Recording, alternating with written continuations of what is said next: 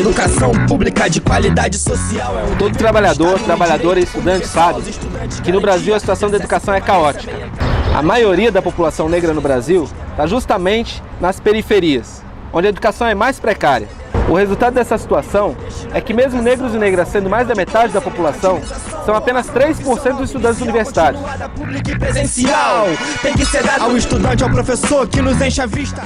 Os estudantes negros e negras vivem o racismo no dia a dia das escolas, a começar pelos livros didáticos, que contam a nossa história do ponto de vista dos exploradores, dos escravocratas, e não do ponto de vista dos negros e negras que foram sequestrados da África e trazidos à força para o Brasil. Eleição após eleição, os políticos dizem que a educação no Brasil, no governo deles, vai ser prioridade. Agora basta ir um pouco mais para a periferia para ver que as escolas estão cada vez mais sucateadas.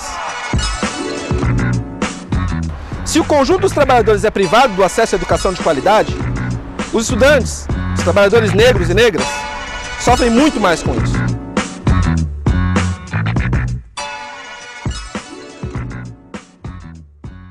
A educação é dividida em 3 níveis. E onde estão localizadas o maior número de mulheres, que é no nível fundamental, que chega a 90%, a remuneração é bem menor. Você vai para o ensino médio, aumenta um pouquinho o salário e diminui um pouco a quantidade de mulheres, aí cai para 80%, 70%. E se você vai para o ensino superior, é onde estão localizados o maior número de homens, e aí o salário salta.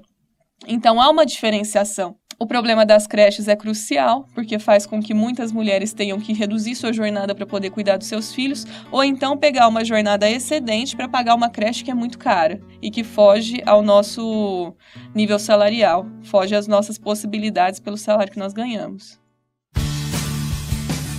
A homofobia na escola é uma questão muito complexa, porque é tratada como se a homossexualidade não existisse e as consequências elas são as mais nefastas. São as piadinhas, são as agressões físicas, verbais. Isso marca muito a vida de uma pessoa.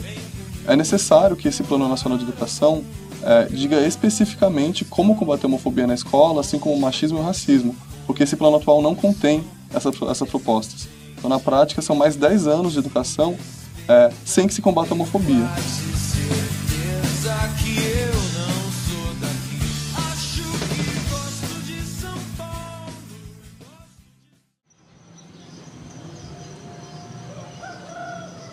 Eu acordo às 5 da manhã e me organizo rapidamente para poder sair de casa antes das 6.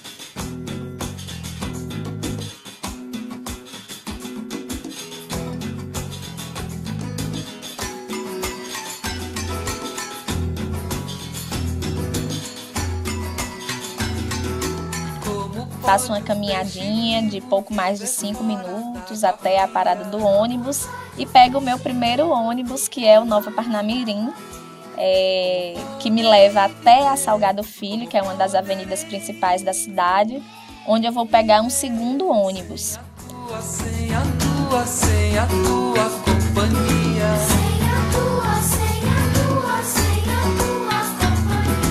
Os pastores dessa aldeia fazem prece noite e dia. Esse segundo ônibus poderia me levar diretamente para a escola, mas como o nosso transporte público em Natal é muito precário, né, o ônibus que eu utilizo, que é o 03, ele demora demais.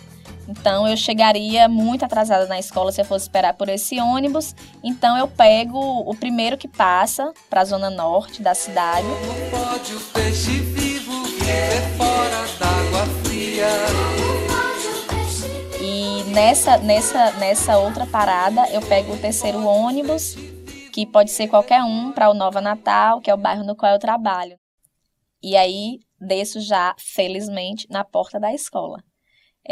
A primeira escola, a escola do turno matutino, é a Escola Municipal Professor Amadeu Araújo. Eu tenho sorte de trabalhar em 2 escolas que são próximas, né? Tem muitos colegas que saem correndo de uma escola para outra, ainda precisam pegar 1 ou 2 ônibus entre uma escola e outra, mas a minha, felizmente, é vizinha.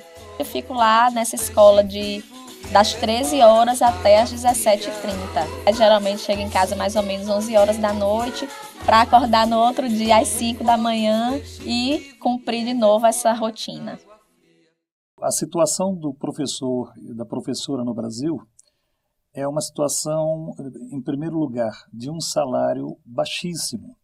O próprio MEC reconhece que, para igualar o salário de um professor a outras profissões que têm formação profissional, escolaridade similar à dos professores, seria necessário um reajuste de 60%. Esse é o problema de fundo, né, que explica a situação altamente precária das condições de trabalho da maioria dos profissionais, dos professores, das professoras que atuam nesse país. E também daqueles outros profissionais que trabalham na área da educação, os funcionários de escolas e também que sofrem do mesmo mal, do mesmo problema. A lógica, digamos, do capital e daqueles que estão governando nesse momento para o capital, como Fernando Haddad e os vários secretários da educação espalhados por esse país inteiro, querer aumentar jornada de professores, aumentar dias letivos, como se isso garantisse a qualidade na educação. O que garante qualidade na educação é investimento no profissional que trabalha na educação, é da formação, é jornadas curtas, são salas pequenas, está provado que salas menores geram mais resultado e, obviamente, também investimento na população. Desde o início do ano, a gente viu que aconteceram mobilizações de professores e greves de professores no Brasil inteiro. Eu tive a oportunidade de participar de algumas dessas mobilizações, né, como foi o caso da greve do município de Fortaleza, a greve dos professores do estado do Ceará, em Minas Gerais e no Rio de Janeiro, no Rio Grande do Norte, que é o meu estado, e foram todas lutas, né, que foram recebidas pelos governantes, né? Na verdade, assim, os governantes reagiram com bastante truculência. Acho que os professores do Ceará foram especialmente oprimidos pelo governador Cid Gomes, né, o Cid ditador, que recebeu os professores com pancadaria, né? Nós vimos cenas que foram cenas lamentáveis. E o governador, ele teve ainda a coragem de dizer que professor tinha que trabalhar por amor, né? Quando nós sabemos que não se paga conta de luz, nem aluguel, nem nossos impostos com amor.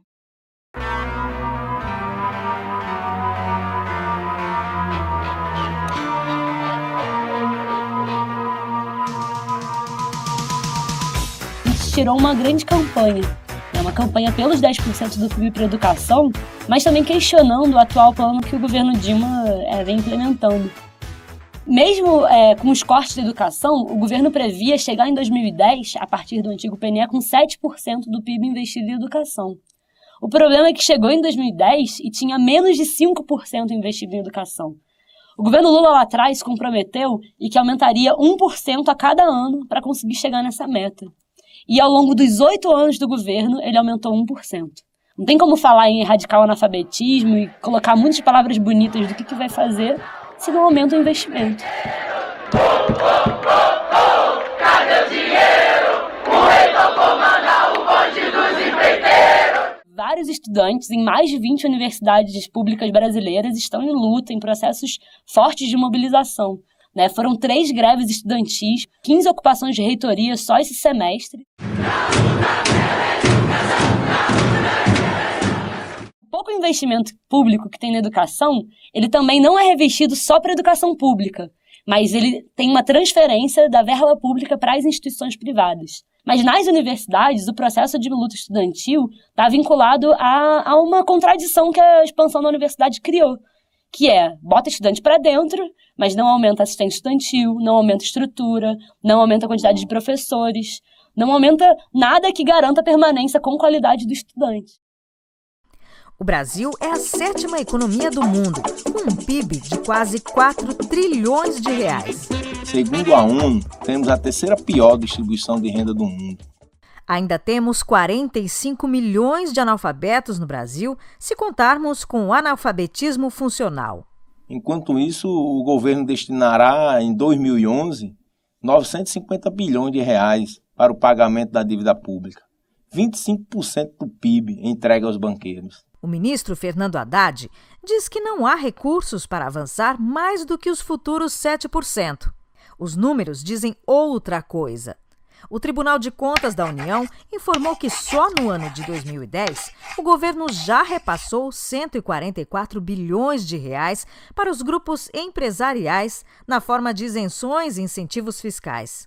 Para as obras da Copa e Olimpíadas, prometeu 40 bilhões de reais. O problema não é a falta de verbas públicas. É preciso rever as prioridades dos gastos estatais. Os 10% significam cerca de 367 bilhões de reais. O governo destinou mais da metade do orçamento deste ano, 49,15%, para pagar a dívida pública. Para melhorar a educação, é preciso parar de pagar a dívida externa e interna, acabar com a farra da renúncia e isenções fiscais, taxar as grandes fortunas e o lucro das 500 maiores empresas instaladas, combater e taxar a remessa de lucros de bancos e empresas multinacionais, garantir o aumento dos gastos para a educação dos estados e municípios de 25% para 30%. A campanha dos 10% do PIB já para a educação pública é uma resposta que os movimentos sociais vêm dando aos governos. A ideia é que em cada estado e que em cada município nós consigamos reunir o maior número de entidades e também pessoas que estejam comprometidas e preocupadas com a educação no país. É um plebiscito que vai consultar a população, um plebiscito popular que nós vamos organizar para que as pessoas digam, afinal, se elas acham importante ou não que hajam maiores investimentos na educação, que seja investido 10% na educação pública imediatamente para que esse caos seja revertido. Esta não é apenas uma campanha de professores, funcionários e estudantes. É de todos os trabalhadores, operários, metalúrgicos, para garantir uma educação de qualidade para seus filhos. De 6 a 30 de novembro, participe do plebiscito. Educação pública de qualidade social é um dever do Estado e direito universal aos estudantes. Garantia de acesso e permanência, meia entrada, moradia, transporte e assistência. Um sistema educacional nacional organizado, responsável por todos os federados. 10% do PIB destinado à educação. Ação em prol de todos sem mercantilização. Formação profissional inicial, continuada, pública e presencial.